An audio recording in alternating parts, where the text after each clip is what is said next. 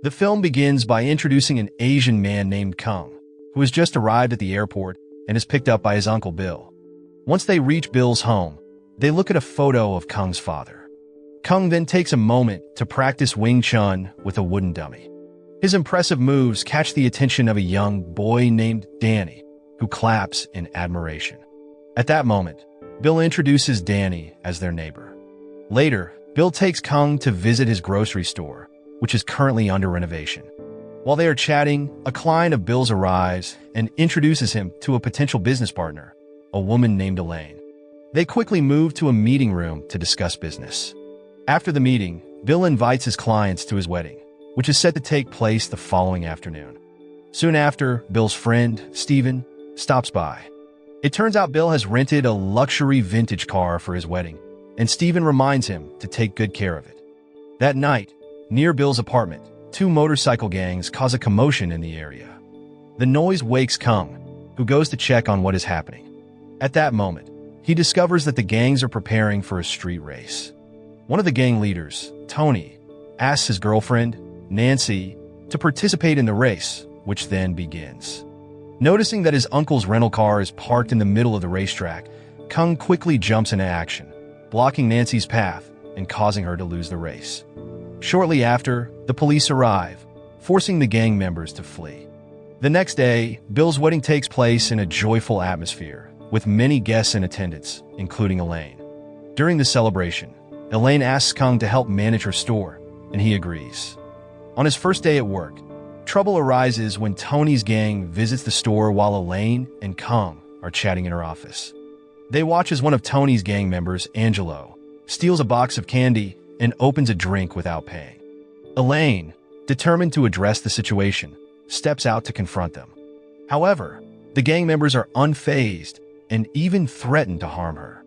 Just as the situation escalates, Kung steps in to defend Elaine, leading to a fight. Using his martial arts skills, Kung successfully defeats the gang members and protects the store. That evening, after the store closed, Kung walked back to his apartment on foot. On the way, he noticed a woman calling for help as several men tried to extort her. Unable to ignore the situation, Kung rushed to her aid. However, it turned out to be a trap set by Tony's motorcycle gang. Cornered and outnumbered, Kung faced the gang. Angelo was eager to shoot him, but Tony stopped him, deciding instead to beat Kung with bottles of liquor. Elsewhere, Danny was busy playing video games. Unbeknownst to Kung, Danny was Nancy's younger brother. When Nancy returned home, she was startled to find Kung at the door, injured and groaning in pain. The following morning, Kung woke up to find that Nancy had treated his wounds and even prepared breakfast for him. Grateful but determined, Kung quickly left to continue his work. While walking, Kung was ambushed again by Tony and his gang, who chased him relentlessly. The pursuit ended on the top floor of a parking structure. However, Tony's gang lost track of him as Kung cleverly hid inside a truck. Unfortunately, the truck driver spotted him and shouted, revealing Kung's hiding place. The gang pushed the truck off the edge of the building, but Kung managed to escape just in time. With no other options, he made a daring leap to a nearby building. The gang stopped their chase when the police arrived. A few days later, near Nancy's apartment, two mafia groups were conducting a diamond transaction. At the same time, Tony and his gang were dropping Nancy off at her apartment. Suddenly, a car from one of the mafia groups was involved in an accident, leaving the occupants critically injured. Seizing the opportunity, Angelo and his companion looted their valuables. Moments later, the rival mafia group arrived and opened fire on Angelo, chasing him to the apartment building where Bill and Nancy lived. It was revealed that Angelo had stolen diamonds worth $7 million. Amid the chaos, Kung tried to protect Danny. Together, they fled, leaving behind his wheelchair. Desperate and cornered, Angelo came up with a last-ditch plan. He hid the diamonds inside the cushion of Danny's wheelchair. Not long after, Angelo and several armed mafia members were apprehended by the police. Once the situation calmed down, Kung retrieved the wheelchair and returned it to Danny's home. At Danny's house, Kung finally encountered Nancy again.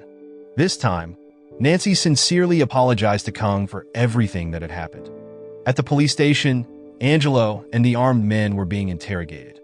However, they were released shortly after due to a lack of evidence. That night, Angelo returned to the building where he had hidden the diamonds, but hesitated to go inside upon seeing the mafia men already searching the place.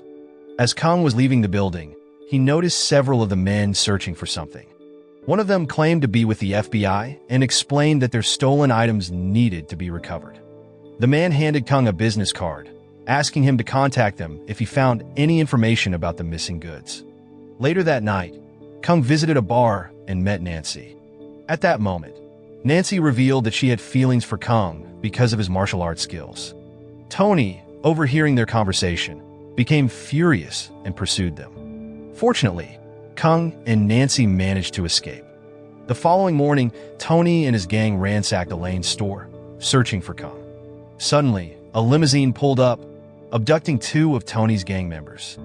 Elsewhere, Kung was spending time at the park with Danny and Nancy when Angelo appeared and tried to steal the cushion from Danny's wheelchair. Kung stopped him, confused about why Angelo would target the wheelchair cushion. Returning to Elaine's store, Kung was shocked to find it in ruins.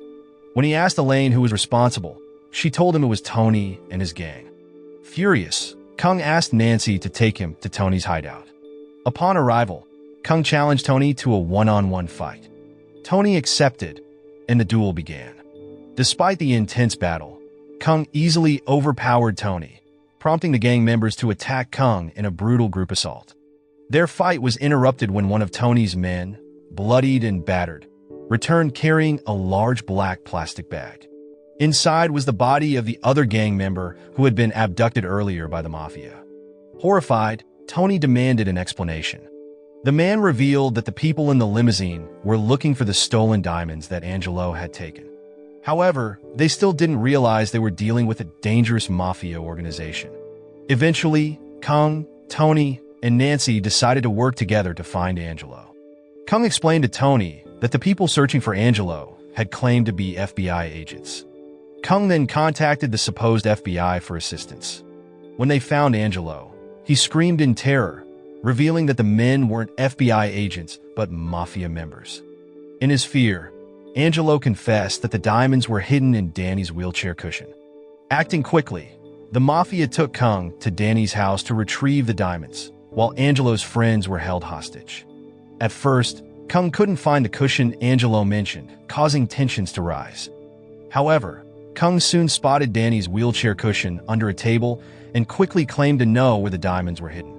As he crawled toward it, Kung came up with a clever plan to deceive the mafia members. In a swift move, he managed to overpower them. Afterward, he went to Elaine's store and explained everything that had happened. A few hours later, the mafia boss, White Tiger, called Elaine's store, threatening to destroy it.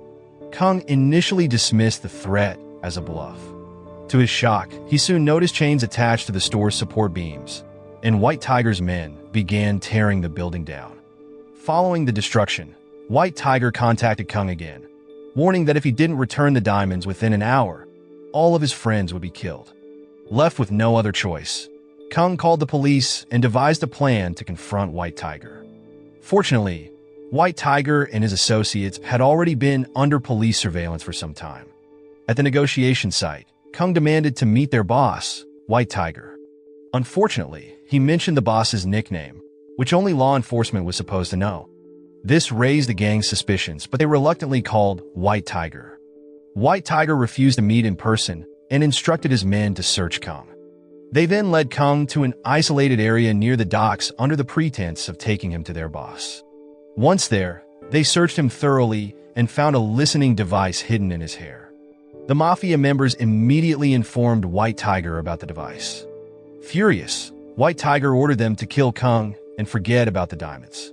Kung managed to escape, triggering a high-stakes chase. Unfortunately, one of White Tiger's men spotted him hiding among shipping containers and prepared to eliminate him. Just in time, the police arrived, surrounding the area. Seeing this, White Tiger's men fled, commandeering an amphibious rubber boat. Kung leaped onto the boat to stop them, but slipped, getting dragged behind until he was flung onto a nearby beach. Undeterred, Kung noticed a sword displayed in a museum and a Ferrari parked nearby. Seizing both, he raced through the city, eventually cornering White Tiger's men. He demanded to know where his friends were being held, and they revealed the location. With this information, Kung successfully rescued his friends. Afterward, Kung, Tony, Nancy, Elaine, and the police devised a final plan to capture White Tiger. Using the repaired amphibious boat, Kung headed to White Tiger's hideout. In a dramatic confrontation, Kung overpowered the mafia members, even using the boat to take them down. The end. Moral lesson from the story: never park a luxury car in a gang's racetrack unless you want a free street fight lesson. Also, hiding diamonds in a wheelchair cushion might seem clever until the mafia wants to sit on it too.